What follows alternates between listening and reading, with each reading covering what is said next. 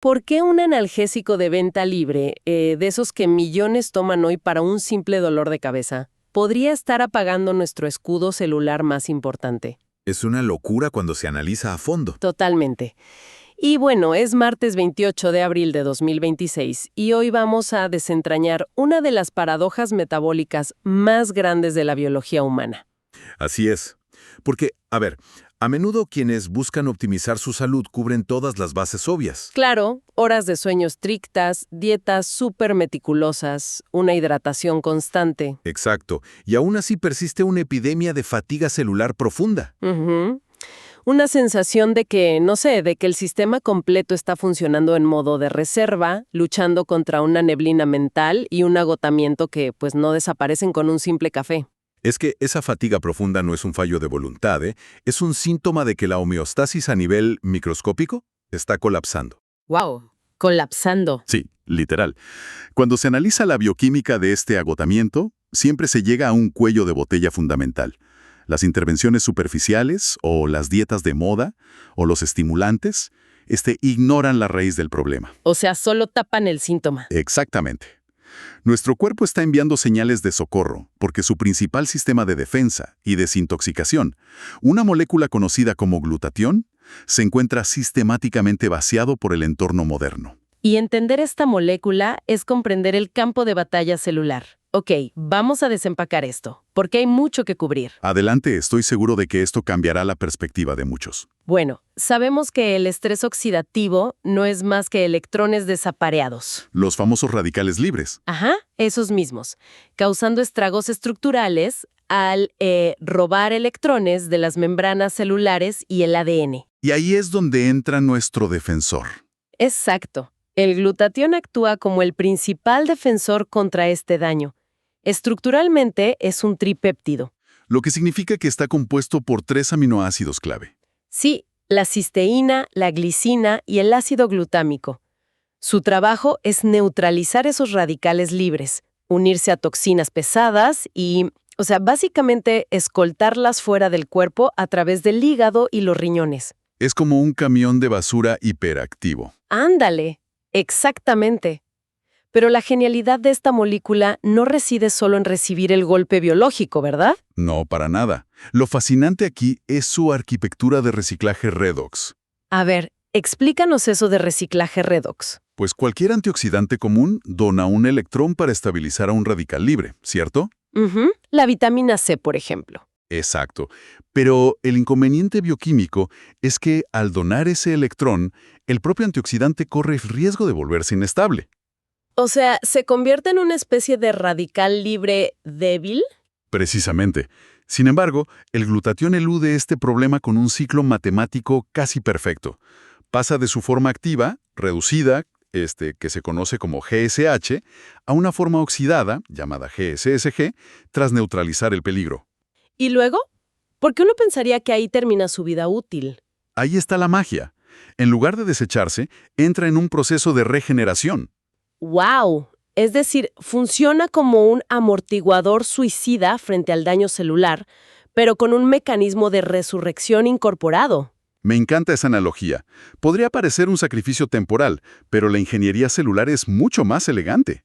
Ajá. A través de una enzima específica llamada glutatión reductasa, y utilizando la energía derivada de moléculas como el NADP y vitaminas del complejo B, ese glutatión oxidado se reduce nuevamente. Recupera su electrón. Así es, recupera su electrón y vuelve a su forma activa GSH. Es capaz de volver a la batalla inmediatamente. Increíble. Y no solo eso, además, funciona como el eje central de una red más amplia. Si la vitamina C o la vitamina E donan sus electrones y se desactivan, el glutatión interviene y la recicla. O sea, es un sistema dinámico que mantiene a todos los demás antioxidantes operativos. Totalmente. Es el antioxidante maestro por una buena razón. Espera, aquí hay algo que no me cuadra. Dime. Si el cuerpo humano posee un sistema tan sumamente eficiente, reciclando esta molécula una y otra vez a través de este ciclo de la reductasa, ¿por qué existe un déficit tan masivo en la población general? Es una excelente pregunta. Porque, a ver, Falla la enzima con la edad, fallan los bloques de construcción o simplemente la avalancha de estrés oxidativo supera la velocidad a la que el ciclo puede regenerar la molécula. Pues, siendo realistas, es una combinación letal de todos esos factores. Pero principalmente es un problema de oferta y demanda llevado al extremo. Claro, el cuerpo no da abasto. Exacto. La capacidad de reciclaje del cuerpo tiene un límite físico, y el entorno contemporáneo genera una carga tóxica para la que nuestra biología evolutiva simplemente no estaba preparada. Lo cual nos lleva a la paradoja del inicio del programa. Sí, volvamos a eso. El paracetamol o acetaminofén es el ejemplo perfecto de cómo saboteamos el sistema sin saberlo. Entonces, ¿qué significa todo esto a nivel hepático cuando alguien toma este medicamento? Pues al ingerir paracetamol, el hígado debe metabolizarlo. El problema es que una de las vías de metabolización produce un subproducto altamente tóxico, llamado NAPQ. NAPQ, de acuerdo. Ajá. Y para evitar que el NAPQ destruya las células hepáticas, el hígado utiliza cantidades masivas de glutatión para conjugarlo y neutralizarlo. Wow, o sea, lo sacrifica. Literalmente. Es un proceso de un solo uso en esta vía específica.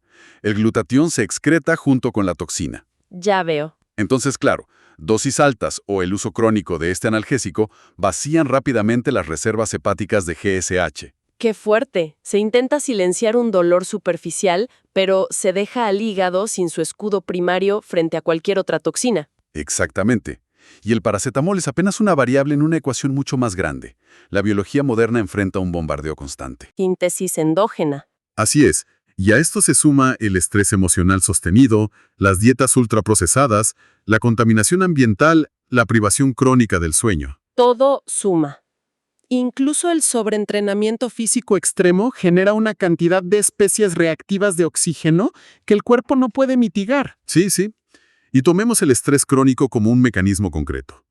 Un individuo con niveles de cortisol sostenidamente altos debido a la presión laboral o emocional, no solo experimenta tensión psicológica. Claro, hay un efecto físico real. Ese cortisol elevado acelera el metabolismo basal de manera ineficiente, generando una cascada oxidativa que, literal, arrasa con las reservas de GSH. El cuerpo entra en un déficit operativo.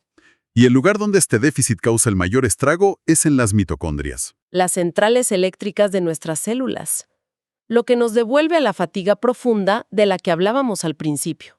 Precisamente, las mitocondrias producen el ATP, la moneda energética del cuerpo, a través de la cadena de transporte de electrones. Ajá. Y bueno, este proceso genera naturalmente radicales libres como subproducto, específicamente el radical superóxido.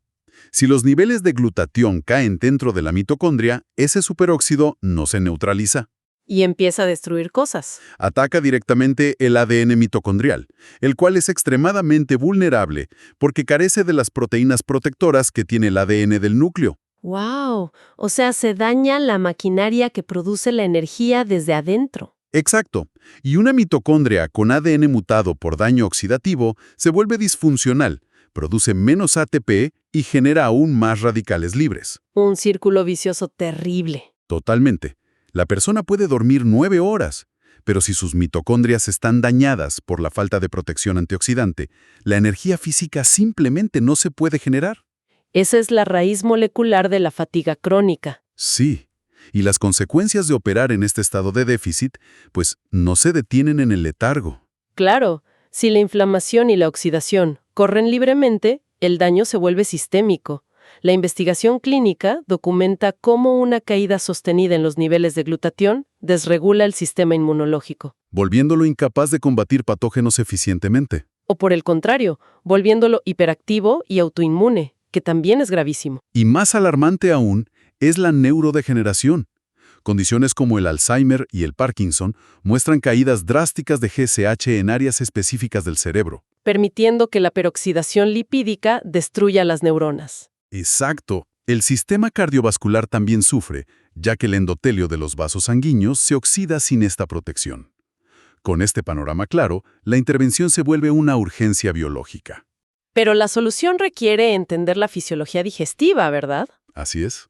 Porque, a ver, tengo que hacer la pregunta que surge naturalmente ante todo esto. Échala. Si el problema central es un déficit de glutatión y sabemos exactamente qué molécula necesitamos, ¿por qué no podemos simplemente aislar la molécula, crear un suplemento de glutatión puro y consumirlo masivamente todos los días para inundar el sistema? Suena lógico, ¿no? Pues sí, o sea, si hay un incendio, enviamos agua, no las instrucciones para hacer agua. Esa es la intuición lógica, estoy de acuerdo. Pero el mecanismo digestivo humano dicta lo contrario. A ver, explícanos por qué. El desafío radica en la biodisponibilidad y en la estructura misma de la molécula. Al ser un tripéptido, el glutatión oral puro se enfrenta al ácido estomacal y a unas enzimas en el intestino llamadas peptidasas. Peptidasas. Sí, estas enzimas tienen la función específica de romper los enlaces peptídicos de las proteínas. Entonces, antes de que la molécula pueda cruzar la barrera intestinal e ingresar al torrente sanguíneo, es desensamblada en sus aminoácidos constituyentes. O sea, las células nunca reciben la molécula terminada y funcional. Exactamente. En términos de logística, destruimos el ensamblaje protector antes de que llegue a la zona de desastre celular. Es una excelente forma de verlo. En lugar de forzar a la molécula completa a través de un entorno hostil, la estrategia metabólica eficiente es proporcionar a la célula los precursores exactos. Los bloques de construcción. Ajá. Y los cofactores enzimáticos, para que la propia célula fabrique su glutatión internamente, donde realmente se necesita. Claro, tiene sentido. Y de los 3 aminoácidos necesarios, el ácido glutámico y la glicina suelen estar presentes en abundancia en una dieta estándar. El cuello de botella celular, el factor verdaderamente limitante para la síntesis de GACH, es la cisteína. La famosa cisteína, o sea que es el eslabón débil de la cadena de montaje. Totalmente. Si la fábrica celular tiene a miles de trabajadores listos y abundancia de glicina y ácido glutámico, la cinta transportadora de todas formas se detiene si falta la cisteína. Así de simple. Asegurar este componente a través de la nutrición se vuelve vital, entonces. A nivel dietético, esto implica priorizar fuentes como los vegetales crucíferos, ¿no? El brócoli, la califlor, el repollo. Sí, también el ajo, la cebolla, los huevos de alta calidad y ciertas proteínas de suero de leche. Y además están los cofactores que permiten que la maquinaria funcione, como el selenio, que es esencial para la enzima glutatión peroxidasa, y las vitaminas del complejo B. Exacto. Proporcionar los recursos a través de una nutrición integral es el primer paso indispensable. Sin embargo, la cisteína presenta su propio reto bioquímico. ¿Cuál es ese reto? Es un aminoácido extremadamente frágil. En la dieta moderna, que es altamente industrializada, los alimentos pasan por procesos térmicos rigurosos. Claro, todo está pasteurizado o cocido. Y la pasteurización, la cocción a altas temperaturas y el procesamiento químico degradan la cisteína rápidamente, inutilizándola antes de que llegue al plato. ¡Wow! ¡Qué delicada! Es por esto que la ciencia clínica y la biotecnología han tenido que intervenir, desarrollando métodos de entrega que superen estas barreras térmicas y digestivas. Y aquí es donde se pone realmente interesante. Porque el debate sobre cómo aumentar los niveles intracelulares nos lleva a analizar las herramientas de las que disponemos. A ver, ¿cómo lo ves tú? Pensemos en la célula humana como un terreno de construcción altamente vigilado. Me gusta. Consumir glutatión oral directo o incluso las versiones liposomales que intentan rodearlo de grasa para protegerlo es como intentar meter una casa ya prefabricada por la puerta principal de la célula. Exacto, es súper complicado. Puede que una pequeña fracción logre entrar si está lo suficientemente blindada, pero es un proceso torpe y biológicamente forzado. Totalmente de acuerdo. Por otro lado, utilizar precursores optimizados, como la N-acetilcisteína, conocida como NAC, o aislados proteicos específicos desarrollados para este fin, como Inmunocal, cambia completamente la dinámica. Cambia las reglas del juego. Es el equivalente a entregar paletas de ladrillos y bolsas de cemento perfectamente envueltos y protegidos de los elementos directamente en la puerta de la célula. ¿Así es? Así, con su inteligencia natural y según su propia demanda, la célula construye la casa a la medida exacta de sus necesidades. Si conectamos esto con el panorama general de la biotecnología nutricional, el análisis del aislado de proteína de suero no desnaturalizado ilustra a la perfección el mecanismo de los precursores. No desnaturalizado, esa es la clave. Es fundamental entender la termodinámica detrás de ese término. Como mencionamos, la cisteína aislada es frágil frente al calor. Pero en la naturaleza, específicamente en fluidos como la leche materna o el suero bovino crudo, la cisteína no viaja sola. ¿Cómo viaja entonces? viaja en forma de cistina. Ah, es decir, dos moléculas de cisteína unidas. Correcto. La cistina consta de dos moléculas de cisteína unidas por un enlace muy particular llamado puente disulfuro. Un puente disulfuro. Ajá. Este puente actúa como una armadura molecular. Permite que la cistina sobreviva a los ácidos del estómago y a las enzimas digestivas sin ser destruida. ¡Wow! La naturaleza es increíble. ¿Lo es? El problema de la industria láctea comercial es que el calor de la pasteurización rompe termodinámicamente este puente disulfuro. Separando las moléculas. Sí, separándolas y oxidándolas inmediatamente. Pierden su protección antes de entrar al cuerpo. Por eso el procesamiento en frío, o la técnica no desnaturalizada, es un avance crucial. Extrae y purifica la proteína manteniendo intacto el puente disulfuro. Y así sobrevive al estómago. Exacto.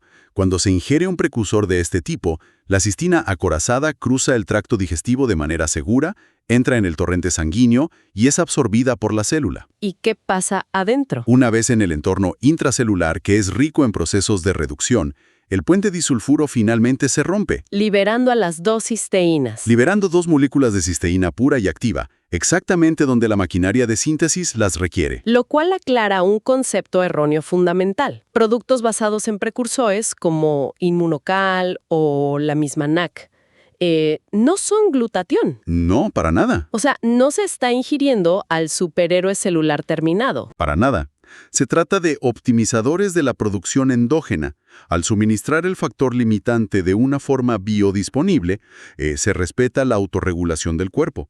El cuerpo decide qué hacer con ello. Las redes de señalización celular determinan la urgencia funcional. El cuerpo decide, existe una carga tóxica en el hígado que requiere atención inmediata hoy. O hay estrés oxidativo en el tejido muscular tras un entrenamiento intenso. ¡Qué maravilla! La síntesis se dirige hacia donde la demanda fisiológica es mayor. ¿Sí? Ese enfoque endógeno contrasta con otras terapias médicas. Existen, por supuesto, formas de glutatión de administración clínica, ¿verdad? Sí, como la vía intravenosa o las formulaciones S-acetil. Que logran saltarse la barrera digestiva y tienen aplicaciones vitales en entornos médicos agudos. Claro, en ciertos rescates hepáticos o terapias neuroprotectoras inmediatas. Pero para el mantenimiento diario, la desintoxicación constante y la modulación del sistema inmunológico a largo plazo, fomentar la producción interna parece estar mucho más alineado con el diseño biológico natural. Totalmente. Proporcionar la cisteína biodisponible y dejar que la célula haga la matemática del estrés oxidativo. Es el paradigma de facilitar la biología en lugar de intentar anularla. Y fíjate que cuando los niveles intracelulares se restauran, los marcadores clínicos de recuperación comienzan a alinearse de manera increíble. Por ejemplo, La respuesta inmunitaria frente a virus mejora porque los linfocitos dependen fuertemente del GSH para su proliferación. claro, Además, la recuperación muscular se acelera al reducirse el estrés oxidativo del ejercicio, y la desintoxicación de metales pesados en los riñones se vuelve muchísimo más eficiente. y a medida que este conocimiento sobre el glutatión y el estrés celular se vuelve más accesible, pues también surgen las trampas prácticas. Hoy sí, demasiadas. Porque es común observar que ante la revelación de esta deficiencia sistémica, el instinto de muchas personas es buscar cuantificar el problema de inmediato a través de pruebas de laboratorio comerciales. Y esa es una vía que suele generar más confusión que claridad. Evaluar el glutatión mediante análisis de sangre estándar es, en la mayoría de los casos, ineficaz. ¿Por qué? Si es un análisis de sangre. Porque la molécula ejerce su función primaria dentro del compartimento celular, no flotando libremente en el plasma sanguíneo. Ah, claro. Un análisis que mide el GSH extracelular no refleja con precisión las reservas intracelulares de los tejidos críticos como el hígado, el cerebro o los pulmones. O sea, obsesionarse con un número en un papel puede ser un gasto de recursos. Totalmente. La métrica más precisa de que el metabolismo redox se está equilibrando es la fenomenología clínica del paciente. Cómo se siente la persona. Exacto. Una reducción drástica de la inflamación sistémica, la normalización de los ciclos de sueño y, fundamentalmente, la recuperación de la capacidad de generar energía sostenida sin colapsar a media tarde. Es un regreso a la autoobservación metabólica. Así es. Bueno, hemos trazado el mapa de cómo opera esta arquitectura de reciclaje, los factores modernos que la agotan a nivel mitocondrial y hepático y los mecanismos bioquímicos precisos para reabastecer la célula superando la barrera digestiva. Ha sido un viaje intenso. Pero al observar hacia dónde se dirige la investigación del bienestar celular, sabemos que la biología nunca deja de añadir capas de complejidad. Y esto plantea una pregunta importante, especialmente cuando analizamos los hallazgos recientes en nutrigenómica y las variaciones genéticas poblacionales. ¿Te refieres al factor del ADN y las enzimas de transferencia? Exactamente. La capacidad de utilizar el glutatión no es uniforme en toda la especie humana. Existen polimorfismos documentados en los genes GST. Los responsables de codificar las enzimas glutatión S-transferasas. Esas meras. Estas enzimas son las herramientas mecánicas que toman el glutatión y lo unen a las toxinas, como los carcinógenos ambientales o los metales pesados, para neutralizarlos. Y resulta que un porcentaje significativo de la población procede de lesiones genéticas, como el fenotipo GSTM1 nulo. O sea, mutaciones donde literalmente falta una porción del código genético para esa enzima. Así es, y si alguien posee esta variación genética, su maquinaria enzimática para procesar toxinas específicas opera a una fracción de la eficiencia normal. ¡Wow! ¡Qué desventaja! Su necesidad basal de antioxidantes y de precursores como la cisteína no es igual a la de alguien con un perfil genético diferente. O sea, su demanda es exponencialmente mayor simplemente para mantener la misma línea base de supervivencia celular. Correcto. Y esa es una perspectiva que altera todo el panorama de la salud pública. Si nuestra capacidad de desintoxicación frente a la toxicidad del mundo moderno e incluso la velocidad a la que envejecen nuestras células está tan intrínsecamente ligada a pequeñas variaciones en nuestro código genético, Cambia todo. significa que las directrices de nutrición estandarizadas están destinadas a quedarse cortas. Estamos pasando rápidamente de un modelo de consume más vegetales porque contienen antioxidantes a un escenario clínico donde nuestro genoma dictará protocolos moleculares estrictos. Esa es la frontera hacia la que vamos. Es posible que en la próxima década comprender las vulnerabilidades de nuestra propia red celular individual y suplementar los precursores exactos que nuestra genética demanda sea la única manera viable de no ser superados por el entorno oxidativo que hemos creado. Es una pregunta que nos deja mucho en qué pensar. Definitivamente, un territorio biológico fascinante y desafiante para que quienes nos escuchen sigan explorando. Gracias por acompañarnos en este profundo análisis. Gracias a ti, ha sido un verdadero placer.